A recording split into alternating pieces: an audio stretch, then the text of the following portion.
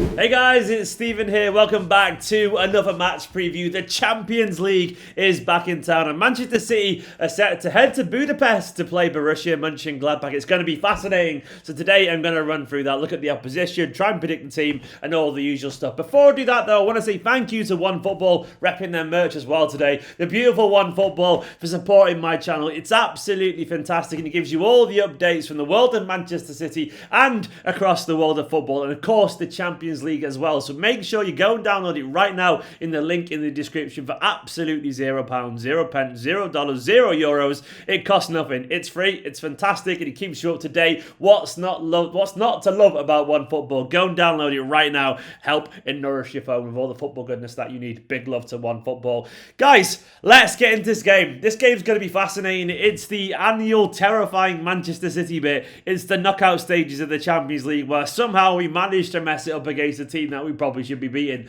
Could it be Mönchengladbach? I don't know. Either way, we're going to discuss that in some detail today. And hopefully this could be the turning point. It feels different this year. I don't know why it feels different. Well, actually I do. It's because of Mr. Ruben Diaz, that big, beautiful bastard. Hopefully, who's made us a firmer, more kind of stoic defensive defensive proposition, I would say. And City do feel different this year. We feel more pragmatic. So maybe, just maybe, maybe these qualities that we now have can kind of see us in good stead against Mönchengladbach, whereas maybe in the past we've had a little bit of tactical naivety. Who knows? Maybe this could be the year where we actually change it around. And this is a big game, you know. Of course, once again, it's on neutral ground. It's over in Budapest in Hungary. I was there a year ago, by the way, just before the pandemic. I would love to be there right now. It'd be great, wouldn't it? Literally, basically this time last year. I miss living life. Anyway, a beautiful place, by the way. It's at the Puskas Stadium, and it's going to be interesting to see. Of course, they haven't really got the home ground advantage, really, Mönchengladbach. So it's going to be a very interesting tie. And of course, though, it is only the first leg of these games. It's going to be interesting. Guardiola was talking quite a lot in the press conference about it.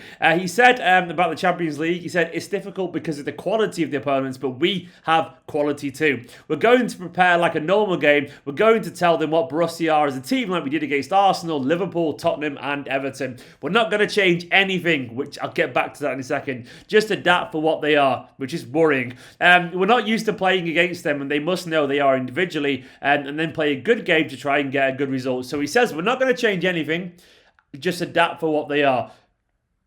Pep, chill out, man. What you do? Don't do it. Don't do your Leon thing, Pep. Don't do any crazy stuff. Keep it simple. Play the thing that works. Now, I do think he'll actually play the thing that works, but I am a bit concerned when he says adapt for what they are. Don't do anything crazy, man. It's been working so well. We've won 18 games in a row. Keep it simple, Pep. Anyway, he did get asked about Lyon last season. He said, we lost, but we played better than Lyon, interestingly. We want to try play better this time and win the game. We're going to play the game tomorrow like we played this season. It's a football game, 90 minutes. We're going to try to do a good game to continue. It's interesting how he said we're going to play the game tomorrow like we played this season. So once again, he's stressing that we're going to play as we've been playing this season, which makes me think that we're not going to. He was also asked about tactical changes, and he said all the time we went out of the Champions League, we played a high level. I'm not really sure we did, Pep, against Lyon in particular.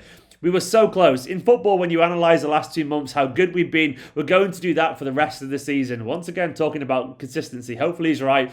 And he went on to say, but it cannot work in the future, and the future is tomorrow. Football is the most unpredictable game. If you believe everything is under control, you cannot do it. And he said, if Harry Kane had scored rather than hit the post, and they had defended as they can, it could have been 2-0, and we are the same team. He's talking about Spurs the other day. I had the feeling against Tottenham or Lyon, we were better. In 180 minutes against Spurs, we were better, but we were out. That is football. All you can do is play the game, play to our principles, and with desire, and focused on this game. So I can't help but feel he's going to do some mad stuff. Hopefully he isn't going to be doing any mad stuff. Hopefully this isn't calling some bluff and he won't change to three at the back and play something crazy. Hopefully he's just going to kind of stick to what we know. And what I want for Manchester City in the Champions League is us to kind of assert our dominance on the team. Make them change for us, man. Let's not change for them. Let's not showing them too much respect. They're a good side, Mönchengladbach, but they're currently sat 8th in the Bundesliga, and we should be going to them and going, no, we're not going to change for you. We wouldn't change for Leeds. We wouldn't change change for Arsenal at the moment. You wouldn't change for Wolves or someone else around the mid-table of the Premier League. So why would we change currently for a mid-table Bundesliga side? I know they're a good side. I genuinely know they're a good side, but I don't want to see any of that. In terms of the team news anyway, everyone has basically travelled apart from Ake. Now, Ake's still kind of getting over his training, his injuries in training on his own. But basically everyone else is there. Aguero, you've got Laporte, you've got Gundogan, De Bruyne. I think Tommy Doyle's come as well as the only academy lad there as well. But it's a strong squad. And we've basically got a clean bill of health on that front. And it's good to see all the options that we've got. Of course, as well, some players were rested the other day against Arsenal. So he looks pretty good, I reckon. Which does lead me to the next bit, which does lead me to the bit where I just don't know. What is Pep going to do? I sat there thinking about it before this video. I think he'll make changes at the weekend for West Ham. So I think we'll see a pretty strong side against Monchengladbach here. It's going to be Ederson in goal. We all know it will be Ederson in goal. That's always the given. And I'm tempted to say Walker will come back in. But I actually think he'll go for the defence that he trusts, that he sees currently as our first choice defence potentially. Joao Cancelo, Ruben Diaz is definitely going to play, and I think John Stones will play. I think Laporte will play against West Ham, by the way. But I think John Stones and Diaz will continue their partnership there with Zinchenko at left back. I could be wrong. Maybe Walker and Laporte will come in. Maybe he'll do something mad and put Laporte at left back. But I reckon it'll be those guys. In midfield, Rodri's definitely going to play. Almost 100% certain going to play. And I think Bernardo and Gundogan will carry on in midfield. And because he's working so well at the moment. Which means to me, we've got an issue in terms of Kevin De Bruyne. Now, will Kevin De Bruyne play as a false nine, or will Gabriel Jesus come back in? It's so difficult. I think Kevin De Bruyne will play as a false nine, personally. I think he will do it. I actually think Foden might start this game with Sterling on the other side. I was tempted at one point to say he'll play De Bruyne instead of Bernardo and then pay Gabriel Jesus for the middle, because he knows that Gabriel Jesus is good in big Champions League games, and I think he was really impressed last season with Jesus' performances against Madrid, and rightfully so, by the way, because he was absolutely excellent. But I feel like he'll sit this one out, Jesus, with KDB, Sterling and Foden. It could be Mahrez, by the way. I wouldn't be surprised if it was Mahrez as well, and it'd probably be a good shout at Mahrez because he played well the other day and got the assist, of course. But I think Foden will start it, because once again, Foden was good in the false nine. It kind of like a false nine position against Real Madrid, and he was really, really good in that game. So who knows? Either way, I'm going for that. Ederson, Cancelo, Diaz, Stones, Zinchenko, Rodri, Bernardo, Gundogan, Sterling, KDB and Foden. Could be anything though. Could be absolutely anything. Anyway, let's go over to Mönchengladbach. I'm going to start by passing it over to Jasmine Barbar, who is a football consultant and, of course, a big Borussia Mönchengladbach fan. Go follow her on Twitter, by the way. She's absolutely ace. Here's her thoughts on Mönchengladbach. Hi, I'm Jasmine Barber. I'm a football consultant and also a football editor, but most of all, I'm a British Borussia Mönchengladbach fan here in Germany, and these are the kind of things you can expect from Wednesday's night game against Man City. Now, coming into this match, Man City fans will be more confident than I am. Gladbach are coming into this match with one win out of their last 5. Everyone knows that head coach Marco Rose has announced that he's going to rivals Borussia Dortmund come the summer, and that's created a little bit of a breakdown between Marco Rose himself and some of his players. Against Mainz on Saturday, which was their last Bundesliga game, they looked a bit demotivated on the pitch and really sluggish. So for what usually is a big game team, this is probably the best time you're going to meet Gladbach. That being said, they are a big game team. They have won against Bayern Munich and Borussia Dortmund in the last couple of weeks. They excel when they don't have the ball. They like to counter-attack, and I would say the majority of the chances they create is from this tactic. They're both sufficient in that way, but also set pieces. They're one of the top teams of scoring goals from set pieces this season in Bundesliga.